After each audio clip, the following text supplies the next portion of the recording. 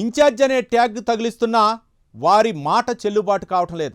పేరు కోసం ఓ హోదా ఉన్నా వారి ప్రమేయం లేకుండానే ఎన్నో జరిగిపోతున్నాయి. మింగలేక కక్కలేక అన్నట్లుంది కొందరు ఇన్ఛార్జి మంత్రుల పరిస్థితి. జిల్లాలో జరిగే పార్టీ వ్యవహారాల్లో ఇన్ఛార్జి మంత్రుల నిర్ణయంతో పని లేదన్నట్లే ఉంది. సీనియర్లు జిల్లా మంత్రుల మాట మాత్రమైనా కొన్ని విషయాలు చెప్పడం లేదు. దీంతో కొందరు ఇన్ఛార్జి మంత్రులు ఏమీ చేయలేక విషయాన్ని ప్రభుత్వాధినేత దృష్టికి తీసుకెళ్లలేక ఇబ్బంది పడుతున్నారు. ఎందుకొచ్చిన గోలని తప్పదన్నట్లు బాధ్యతలు నిర్వర్తిస్తున్నారు. ఈ దాగుడు మూతలు ఎన్నాళ్ళు? తెరచాటున అసలు ఏం జరుగుతుంది? Let's watch.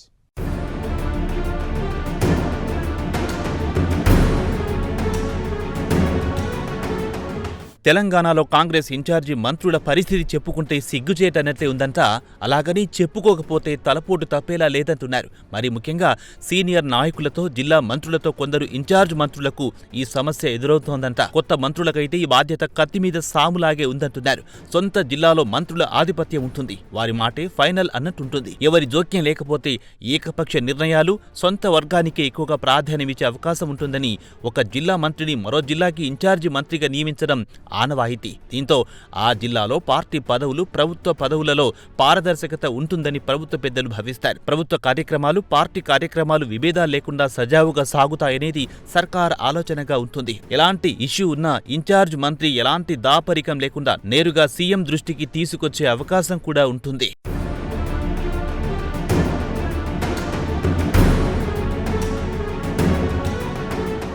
ప్రస్తుతం హైదరాబాద్ జిల్లా ఇన్ఛార్జ్ మంత్రిగా పొన్నం ప్రభాకర్, ఉమ్మడి రంగారెడ్డి జిల్లా ఇన్ఛార్జ్ మంత్రిగా శ్రీధర్ బాబు, ఉమ్మడి నల్లగొండ జిల్లాకి అడ్లూరి లక్ష్మణ్ కుమార్, ఉమ్మడి ఖమ్మం జిల్లాకు వాకిటి శ్రీహరి, ఉమ్మడి మెదక్ జిల్లాకు వివేక్ వెంకటస్వామి ఇన్ఛార్జి మంత్రులుగా ఉన్నారు. ఉమ్మడి మహబూబ్ నగర్ జిల్లాకు దామోదర్ రాజనరసింహ, కరీంనగర్కు తుమ్మల నాగేశ్వరరావు ఇన్ఛార్జి మంత్రులుగా బాధ్యతలు నిర్వహిస్తున్నారు. ఇక ఉమ్మడి నిజామాబాద్ జిల్లాకు సీతక్క, ఆదిలాబాద్కు జూపల్లి కృష్ణారావు, వరంగల్కు పొంగులేటి శ్రీనివాసరెడ్డి ఇన్ఛార్జి మంత్రులుగా వ్యవహరిస్తున్నారు. వీరిలో నలుగురు మినహా మిగతా వారంతా మొదటిసారి జిల్లా ఇన్ఛార్జి మంత్రులుగా బాధ్యతలు నిర్వహిస్తున్న వారే. అలాంటి చోట సీనియర్ మంత్రులు, సీనియర్ నాయకులు జిల్లాలోని నాయకులను కాదని నిర్ణయం తీసుకునే పరిస్థితి ఉండదు. దీంతో జిల్లా వ్యవహారాల్లో జోక్యం చేసుకోవడం ఇన్ఛార్జి మంత్రులకు పెద్ద తలనొప్పిగా మారిందట.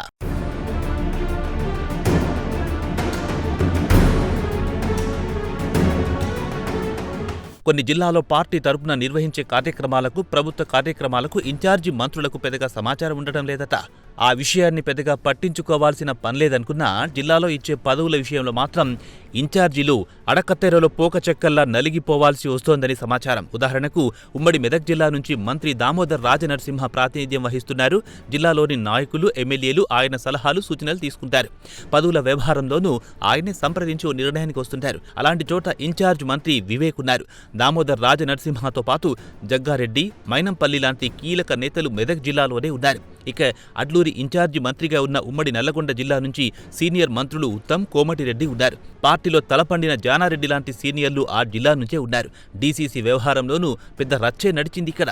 అంతమంది సీనియర్లున్న జిల్లాలో కొత్త మంత్రి అడ్లూరికి ఇన్ఛార్జి బాధ్యతలు అప్పగించారు. ఇంతమందిని కాదని అడ్లూరి అక్కడేమైనా చేయగలరా అనే చర్చ నడుస్తోంది. తుంగతుర్తి నియోజకవర్గంలో కాంగ్రెస్ వర్గపోరు గాంధీభవన్ దాకొచ్చింది. కానీ ఇన్ఛార్జి మంత్రిగా అడ్లూరి తలదూర్చే అవకాశం లేకుండా పోయిందా వివాదంలో?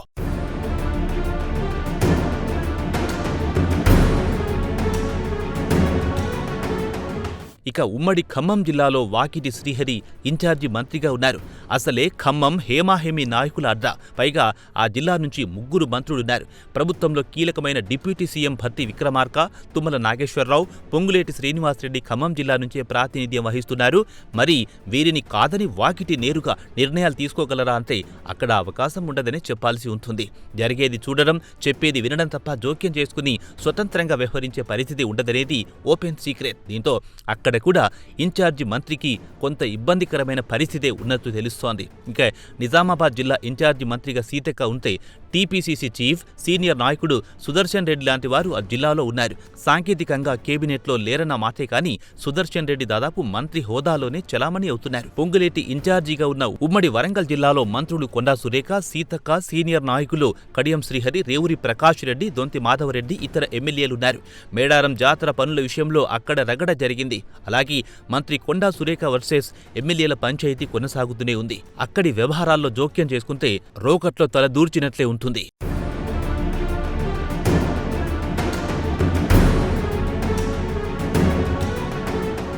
ఇలా ప్రతి చోట ఏదో ఒక సమస్య ఎదురవుతోంది. ఫలానా జిల్లా అయితే పెత్తనం చెయ్యొచ్చనో, ప్రశాంతంగా ఉండొచ్చనో అనుకునే పరిస్థితులైతే ఎక్కడా లేవు.